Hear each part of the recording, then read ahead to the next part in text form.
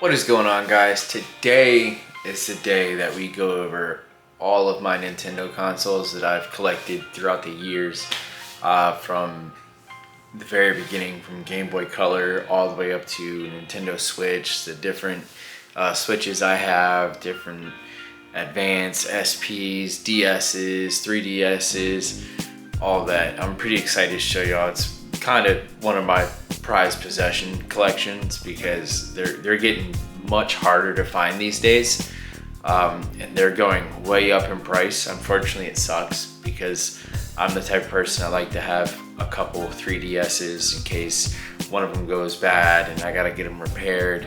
I want to be able to keep playing the games that I grew up on loving. So without further ado, let's get into it. So diving into this, I've always been a massive Nintendo fan. I love it. I love all the consoles since I was a kid. And the first console I had was the original big bulky gray Game Boy. And that's one that I haven't been able to find yet for a decent price that actually works. I don't want to buy one that's got issues and have to pay to send it out and have it repaired and come back, and just it's a hassle, so I'm trying to avoid that. But I do, however, actually recently picked this Game Boy Color up not too long ago, and it works great.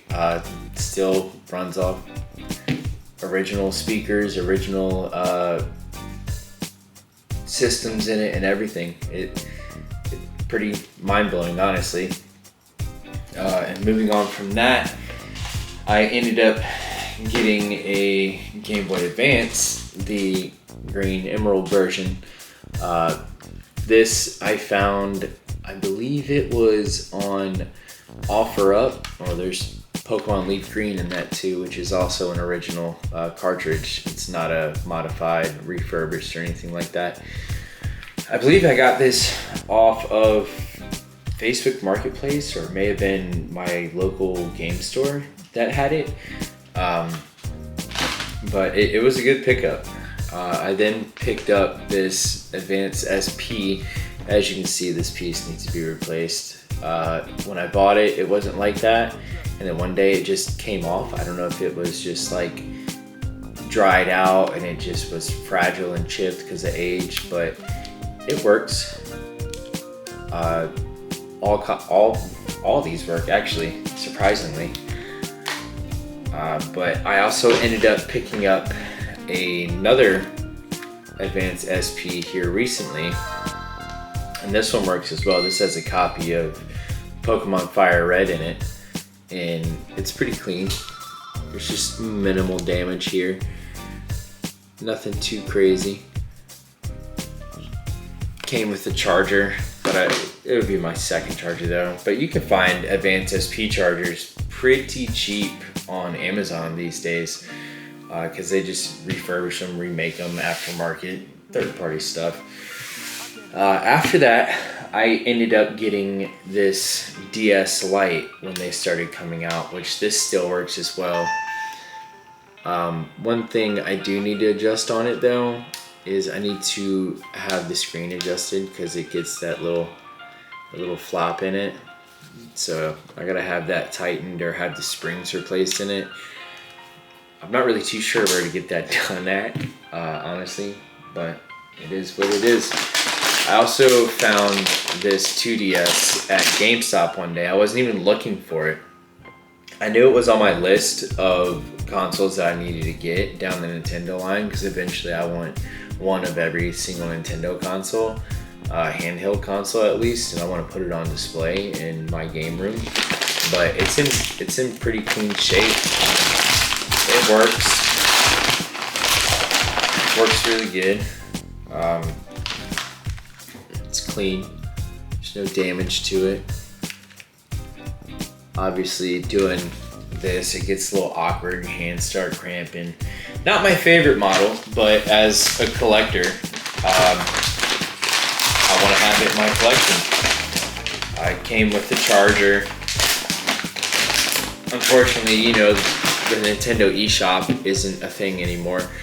They took it offline, unfortunately. There's a lot of missed opportunities on some of these systems, because I would have liked to get Smash Brothers, Pokemon Crystal, the digital version, downloaded because you can do the GS ball in it and do the Celebi event.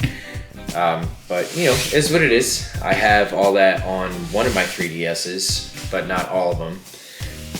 So next is my 2DS XL. This one works just fine as well. I love the black and blue one.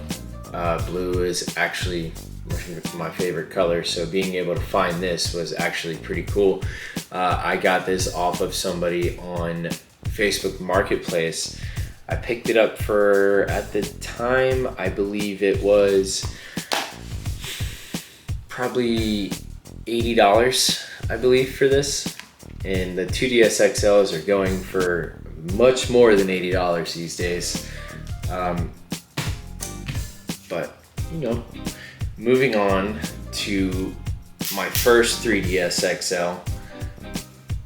There's plenty of damage on this, plenty of wear and tear. Took it everywhere with me. When they first came out, I would play it at work on my lunch break, and I used to work nights, and I would be bored at night, and I would just play the 3DS all night long just to kill time. And then another GameStop find I came across was this Mario and Luigi edition 3DS XL. This one, I guess, is going for a good amount of money these days. I'm not 100% sure. I wasn't looking for variants of the 3DS XL. I wasn't looking for any like special edition or anything like that, but I knew I wanted to have a backup one in case my other 3DS XL went bad. So thankfully I found that. I think I paid $140, $150 around there when I came across that deal.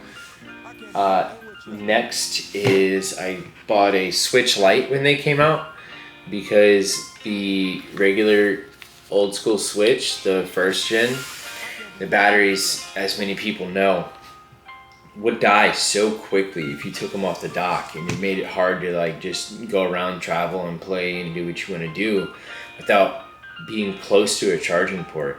And it was like the biggest pet peeve for me when the Switch came out, and I wanted so badly for them to fix that. And then they came out with the Switch Lite, and it made it so much easier, and the battery lasted so much longer with it that it's been my go-to. I bring it with me pretty much everywhere I go these days, and I'll play it on my lunch break at work, or I'll just be at a doctor's appointment with my kids or something, and me and my kids will sit there and play Mario Kart. So it's worked out pretty great. This is my original first gen Switch, just regular Joy-Cons on it. I've got plenty of Pro controllers. I believe they're called the Hokai grips. I forget, they're somewhere around here. I got so many Switch accessories. I'll do a video on that another day and review them and go over them. But this one I had for quite some time. Played all my original Switch games on it. Don't have an issue with it, other than, like I said, when you get it off the docking port, it dies so fast. That's the biggest downfall with the Switches. But moving on to my OLED Switch, I ended up coming across a Tears of the Kingdom version, which was really cool to me. The Joy-Cons are awesome on it. You can see all the Zelda pattern on all of it, and the docking station. The docking station is actually in my master bedroom, and I keep the original Switch docked here in the game room. Yes, I did get Tears of the Kingdom with it. Don't kill me. Don't roast me in the comments. I have not played Tears of the Kingdom yet, because I want to get Breath of the Wild and play Breath of the Wild first and play through it in order. But the OLED Switch is so much better than the first gen. As we all know, the screen's bigger, the graphics are better, the lighting's better in the screen. The battery life in it is much better than the first gen. However, the Switch Lite definitely still trumps it in battery power and longevity. But yeah, I still just need to find the original Game Boy. I need to get a Game Boy Pocket. I'd like to find the purple clear Game Boy Color to add to my collection. And I really want to get the Pokemon Scarlet and Violet Switch. Pokemon's been a big thing in my life and my family's life, so I just want to have it in my collection.